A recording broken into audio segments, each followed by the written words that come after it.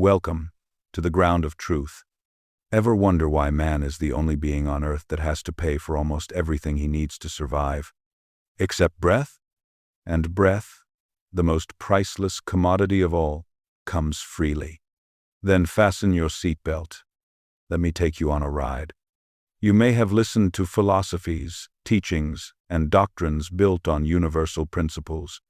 But the problem was never the principles, or the knowledge itself. The real problem is the foundation those ideas were built upon.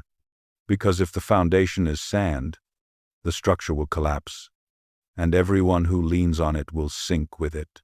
You live in a world that has become a trade zone for entities. And so they constructed a matrix, a prison system, carefully and craftily designed, to trap your soul forever. Because that is how they feed. They feed on your fear, your anxiety, and every negative emotion you release into the world. Think about it. You've spent your whole life believing that once you make enough money, you will finally be happy. But when you finally achieve it, when your body grows old, and you're ready to settle and enjoy the reward, death, the irrefutable visitor, comes knocking. Meanwhile, the most valuable thing you have, your breath, is something no human can give you, yet it remains free. That's no coincidence. Your breath came from the source of all things, God, the same source you came from, and that source is love, and love does not deprive. This eternity is where everything begins, and where everything eventually returns. Believers have waited for the Lord's return for generations.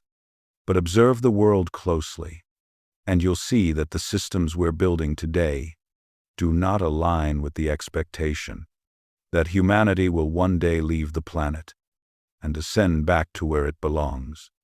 Inventors now create new allies, technologies designed to sustain the Earth, protecting it from climate change and global instability. Scientists, on the other hand, are pushing a new frontier, transhumanism, a cybernetic technocracy, where machines merge with the human mind to expand thinking, ability, and functionality. It sounds familiar, doesn't it? Almost prophetic, like The Matrix from the year 1999, or I, Robot. Now, if we look into the Bible, we will understand that God pronounces this dominion upon man to advance in such way until the kingdom of heaven resonates on earth. But the problem is, the system has now been hijacked by these elites and been piloted into the wrong direction, in such that everyone who lives in it will be required to conform to a world of digital recolonization, a world where machines influence moral law, shape human behavior, and determine who remains and who fades out of the system. That is why reformation must take place. It's indeed the rapture. This, why God the Creator, who is not a machine, neither will he be willing to allow his people to be fashioned in the likeness of machine, says, "Behold, I come quickly to take with me my elect." And so we must be prepared for his soon return. If this message helps you, share it to someone who will need it, and you can always come back for more.